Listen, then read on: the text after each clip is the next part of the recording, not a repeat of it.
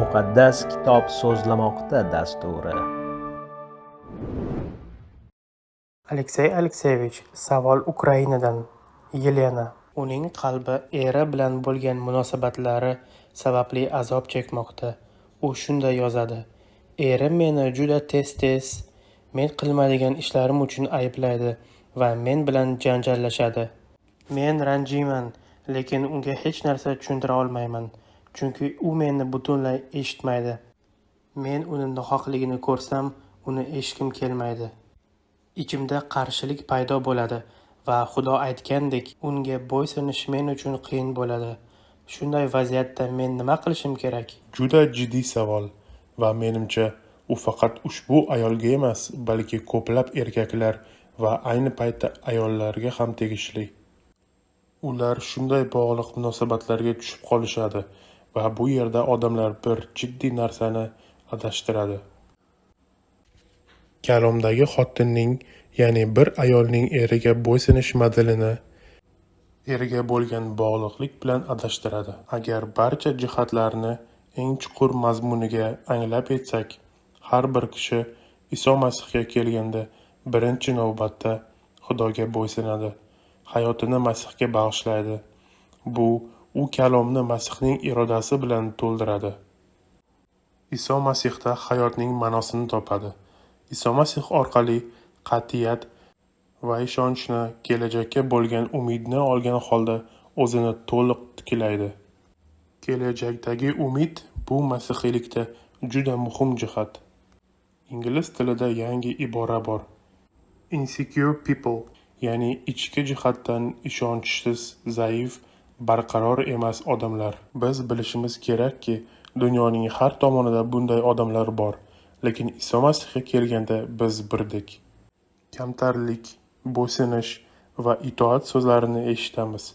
Lekin bu yerda odamlar shu kamtarlik, bo'ysunish va itoatni aslida tamoyilsizlik, ichki zaiflik va to'liq ishonchsizlik bilan adashtiradi. Bu mutlaqo noto'g'ri. Iso Masih uning orqasidan ergashgan yahudiylarga Mattoda, aniqrog'i Yuhanna maktubida 8-bob 30, 31, 32 oyatlarda shunday degan: Agar mening so'zimda abadiy bo'lsangiz, men sizni o'zimni haqiqiy shogirdlarim deb bilaman. So'zlarimda abadiy bo'lsangiz, siz haqiqatdan ham mening shogirdlarim ekanligini anglab, haqiqatni bilsangiz, bu haqiqat sizni ozod qiladi degan. Aziz do'stlar, har bir ayol buni bilishi shart. Ayniqsa noto'g'ri ma'noda eridan qo'rqqan ayollar. Bu shuningdek o'z xotinidan qo'rqadigan har bir erkak uchun ham muhim. Men ko'plab shunday holatdagi odamlarni bilaman. Ular hayotda shu tarzda yashaydilar. Yoki jamoatda biror bir kishidan qo'rqadilar, chunki ularning munosabatlari ichki zaiflik asosida qurilgan. Demak, ushbu ayol uchun eng muhim narsa nima? Unga Iso Masihdagi mustahkamlik kerak. Unga Masih bilan chuqur shaxsiy munosabatlar kerak. Ular uni kim nima talab qilsa, shu narsadan mustaqil qiladi. Bu juda jiddiy masala, chunki odamlarga moslashish va odamlarni tushunib, ularga hurmat ko'rsatish orasida farqi bor. Odamlarga moslashish qo'rquv asosida quriladi. Masalan, agar men shunday qilmasam og'zi ochiladi, baqiradi, janjal bo'ladi deb qo'rquvdan xotinlar erlariga bo'ysunishadi. Gunohdan uzoq turaman degan ma'noda. Bu esa Xudo buyrug'i bo'yicha xotinning burchi emas. Erlarga bo'ysuninglar degani bu qo'rquvdan bo'ysunish degani emas. Bu shaxsni kamsitib, uni barbod qilishga olib keladigan itoatkorlik. Bu itoatkorlik haqida muqaddas kitob odamlar qo'rquv tufayli amalga oshirilayotgan harakatlarni hukm qiladi. Bu harakatlarni odamlar qo'rquv tufayli amalga oshiradi. Endi esa uning hayotining ma'nosi nimada ko'rib chiqsak.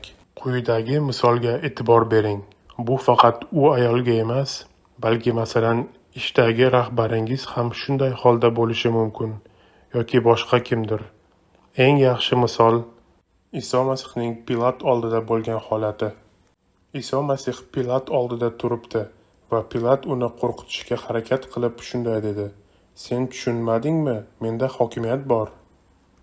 Seni qochga mixlashim mumkin yoki ozod qila olaman." Shu kabi erlar, shovinistlar faqat zo'rlashadi. Ular ayrimlari ochiq-oydin menda hokimiyat bor deb aytishadi va shunday yo'l tutishadi ham. Aks holda men janjal ko'taraman va seni bo'ysunishga majbur qilaman deydilar. Bu holatda ayol kishi Iso Masihni eslab, uning quyidagi so'zlarini yonida olish kerak. Iso Masih shunday degan: "Agar senga hokimiyat berilmaganida, sen meni ustimdan hech qanday hokimiyatga ega bo'lmasding." Iso Masihda nima sodir bo'ladi? Masih aniq anglaydi. U avvalo otasiga bo'ysunadi va otasiga bo'ysunish orqali har bir aniq vaziyatni tanlaydi. Eng birinchisi, nima bo'lyapti? U Pilatdan qo'rqmayapti.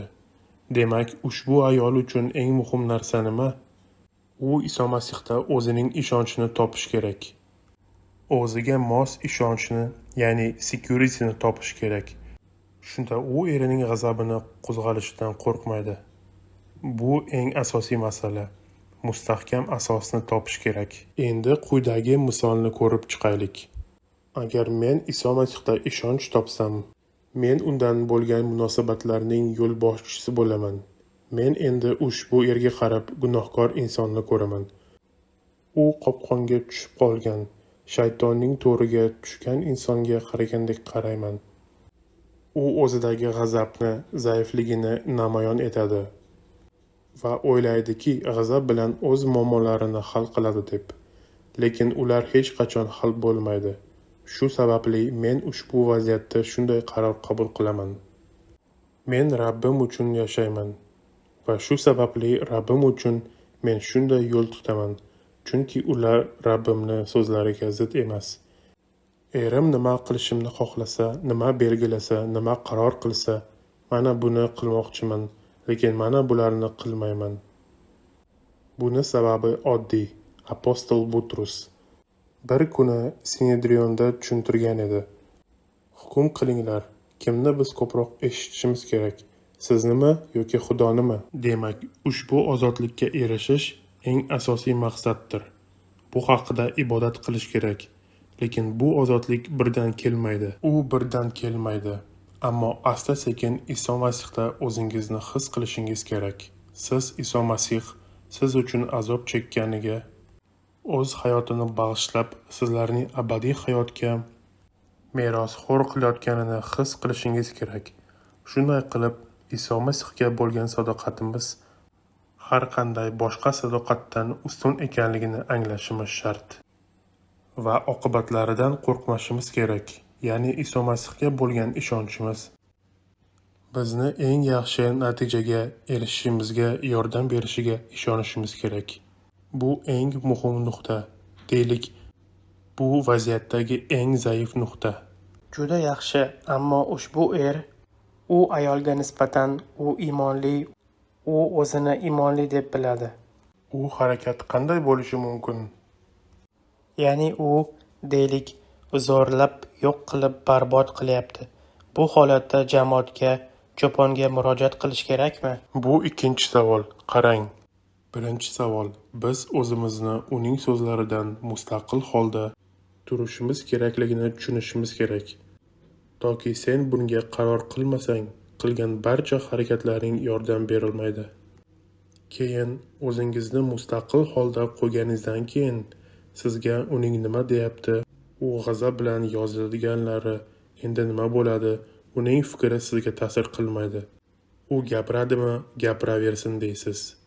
Endi qara, qachonki sen o'zingni ozodlikka his qila boshlasang, sen ushbu ozodlik orqali unga o'z muammosidan chiqishga yordam beradigan to'g'ri harakatlar qilish qobiliyatiga ega bo'lasan. Bu qobiliyat avvalo senga imkoniyat beradi.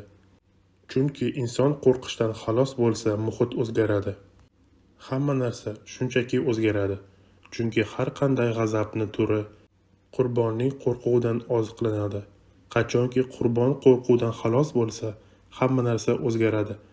Ammo eng muhim jihat, ushbu holatda ushbu iymonli xotin o'z qobiliyatini rivojlantirib, erining muammosiga e'tibor qarata boshladi.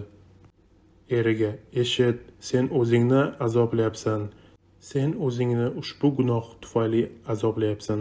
Sen bu g'azabda Xudoga qarshi turyapsan. Sen o'zingni barbod qilyapsan", deya oladi. Muqaddas kitob shunday deydi: har qanday hissiyot, har qanday g'azab o'chirilsin. Ya'ni xotin o'z yorining noto'g'ri holatini ko'rsatib, uni azoblash holatida qoldirmaslik uchun tanqid qiladi. Agar u e'tibor bermasa, agar u javob qaytarmasa, muqaddas kitobda yozilgandek muvofiq borishga tayyor bo'l va boshqalarni ham chaqir degan so'zlarini bajarishimiz shart. Borishga tayyor bo'l va yordam ber. Sen buni nafaqat o'zingni himoya qilish uchun, balki uni muammosidan chiqishga yordam berish uchun amalga oshirasan. Chunki sen Masihda o'zining himoya qiladigan holda uning emotsional hissiyotlariga javob bermaslik qobiliyatiga ega bo'lasan. Va keyin agar ikki kishiga ham e'tibor bermasa, sen jamoatda murojaat qilasan va ehtimol jamoatning tartib-choralari qo'llanadi. Bu 100% holda. U xotiniga shunday dedi: "Bu ishni qilaman deb o'ylama. Men buni kechirmayman. Uydagi gapni tashqariga chiqarma." Mana bu yerda albatta bu qo'rquv, bu shantaj. Men seni kechirmayman desa nima bo'ladi? Demak, u sendan uzoqlashib ketadi yoki seni tashlab ketsa, u o'zini yanada qiyinroq holatga soladi. Hatto jismoniy tahdid qilsa, u holatda hokimiyatga murojaat qilish kerak. Uni qonuniy tartibga chaqirish kerak. Agar u boshqa har qanday noqonuniy harakatlarni amalga oshirsa, qachonki sen u menga nimadir qiladi degan qo'rquvdan xalos bo'lsang, shundagina sen ozodlikka erishasan. Juda to'g'ri. Aleksey Alekseyevich, rahmat. Yelena, umid qilamizki, Rabbimiz bugun sizga javob berdi va sizni ushbu bog'liklardan va manipulyatsiyalardan, qo'rquvdan ozod qiladi. Rabbimiz yordam bersin. Aziz do'stlar, agar siz Men yana bir narsani qo'shaman, kechiring. Albatta bu eng uzun ko'rsatuv bo'ldi, lekin men ushbu ayolga maslahat bermoqchiman. Albatta izlaning, ibodat qiling, chuqurroq qidiring va siz bilan birga ibodat qiladigan jiddiy va tajribali insonni toping. Balki bu jamoatingizni xizmatchisi bo'lishi mumkin. Do'stlar, bizga obuna bo'linglar. Bizning dasturlarimiz bilan bo'lishinglar. Like bosinglar. Rabbimiz sizni marhamatlasin. Bunga hammasi shu edi.